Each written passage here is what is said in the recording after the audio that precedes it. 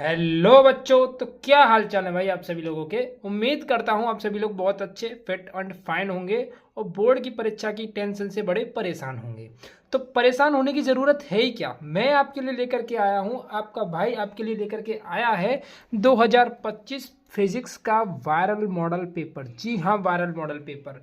ये इतना viral model paper है कि जितना आपको खाना खाना जरूरी है उतना ही आपको इस वीडियो को देखना जरूरी है। 101% श्योरिटी के साथ मैं बोल रहा हूँ कि इसमें से आपका पेपर फंसने फंसने फंसने वाला है। अब कितना आपको श्योरिटी दूं ये मुझे समझ में नहीं आ रहा है। समझ लो कि जितना आपको खाना जरूरी है, सोना जरूरी है, उतना ही आपको इस वीडियो को देखना जरूरी है। और इसमें जो क्वेश्चंस मैं बता रहा हूँ उसको आपको पढ़ना ज़्यादा जरूरी है। देखना ही जरूरी नहीं है, उन क्वेश्चनों को अच्छी तरीके से पढ़ करके जाना जरूरी है। तो बिना वीडियो को स्किप किए आप लोग इस वीडियो को पूरा देखेंगे, जिससे कि आपको कॉन्सेप्ट समझ में आए और क्वेश्चन समझ में आए।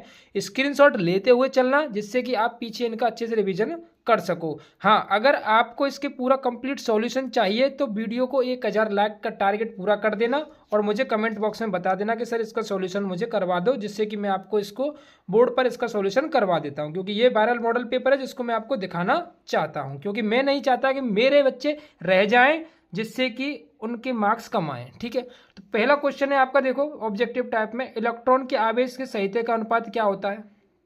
इलेक्ट्रॉन के आवेश एवं संहति का अनुपात क्या होता है, तो बताओ। चलो इसका जवाब मुझे बताओ। इसका पहला ऑप्शन है 1.77 इंटू पावर, और ये इसके बचे कुछ ऑप्शन हैं। तो बताओ इसका जवाब क्या होगा। चलो मैं आपके लिए 1 मिनट का टाइम वेट करता हूँ और देखता हूँ किसका जवाब आएगा। क्वेश्चन क्या है हमारा, एक बार और पढ़ लेते हैं। ठीक है, इलेक्ट्रॉन के आवेश एवं संहति का अनुपात क्या होगा।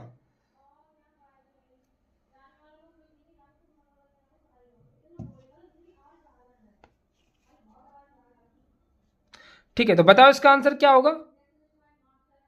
इलेक्ट्रॉन के आवेश एवं संहति का अनुपात क्या होगा। इलेक्ट्रॉन के आवेश एवं संहति का अनुपात क्या होगा। किसी का भी जवाब नहीं आया। बताओ कैसी तैयारी कर रहे हो आप सभी लोग यार। कम से कम इतना तो पता होना चाहिए कि इलेक्ट्रॉन यानी ई, आवेश, इलेक्ट्रॉन के आवेश और संहति यानी द्रव्यमान, ई अपॉन एम का कितना होता है, तो 1.77 इंटू 10⁻11 ये इसका आंसर होता है। और क्या होता है इसका आंसर। ठीक है, तो आपको ये तो भैया रटा होना चाहिए ही चाहिए। ठीक है, चलो इस क्वेश्चन का जवाब देखते हैं कौन कौन देगा। एक बंद पृष्ठ के भीतर n वैद्युत द्विध्रुव स्थित है। n वैद्युत द्विध्रुव स्थित है तो बंद पृष्ठ से निर्गत वैद्युत फ्लक्स होगा। ठीक है, ठीक है, चलो बताओ इसका जवाब क्या होगा। एक बंद पृष्ठ के भीतर n वैद्युत द्विध्रुव उपस्थित हैं, बंद पृष्ठ से निर्गत वैद्युत फ्लक्स होगा। बताओ।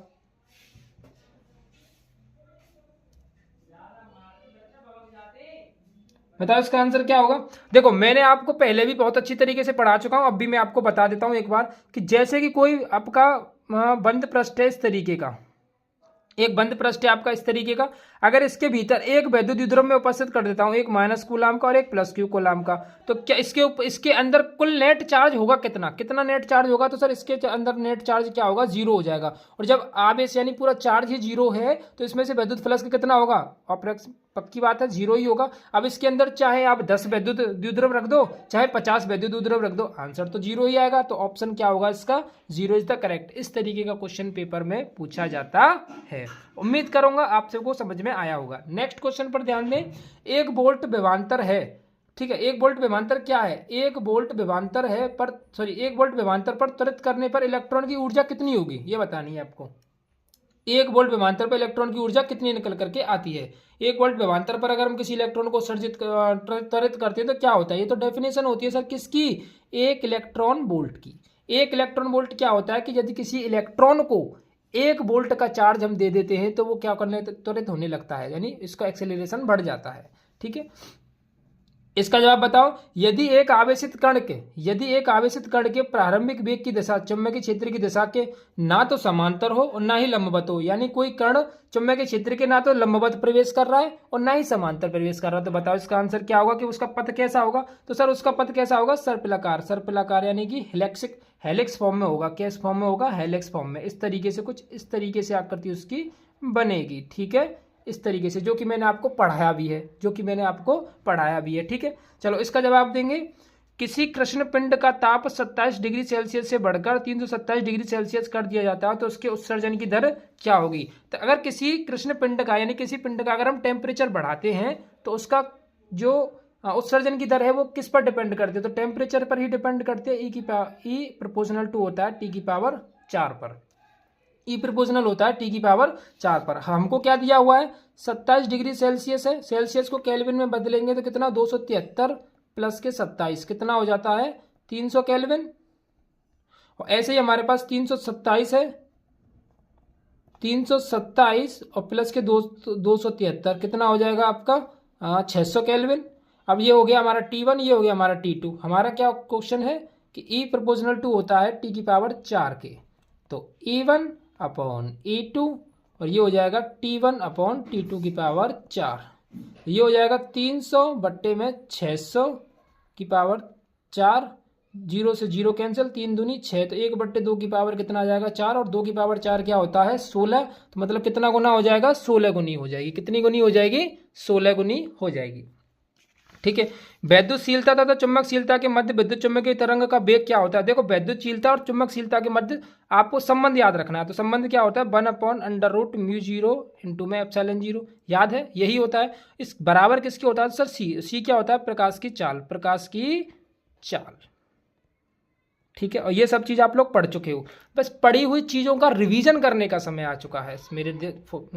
ठीक है, तो पढ़ी हुई चीज़ों का रिवीजन करने का समय आ चुका है, और रिवीजन तो बच्चे ध्यान ही नहीं दे रहे हैं। ध्यान कहाँ दे रहे हैं वीडियोस को स्क्रॉल करने में, रील्स को स्क्रॉल करने में ध्यान दे रहे हैं। ठीक है, अब यार रील्स को स्क्रॉल करना आप कुछ 40-50 दिन के लिए बंद कर दो और एकदम पूरी स्ट्रेटेजी के साथ पढ़ाई करो। स्ट्रेटेजी के साथ क्या करनी है आपको पढ़ाई करनी है, तो आपको अच्छी तरीके से पढ़ाई करनी है। देखो ये है आपका खंड बा, सेल के आंतरिक प्रतिरोध से आप क्या समझते हो, बहुत सिंपल क्वेश्चन है। सेल का आंतरिक प्रतिरोध क्या होता है, किसी आवेशित कण के भार को विद्युत क्षेत्र द्वारा किस प्रकार संतुलित किया जा सकता है। चुंबकीय क्षेत्र के मात्रक गॉस और टेस्ला में संबंध क्या है। विद्युत ध्रुव क्या होता है। आवेशित कण के अनुगमन वेग तथा विद्युत धारा के मध्य क्या संबंध है। I बराबर NEABD, NEABD ये होता है। स्क्रीनशॉट लेते हुए चलो, अगर इसके सॉल्यूशन चाहिए तो मुझे कमेंट बॉक्स में सॉल्यूशन लिख के टाइप कर देना।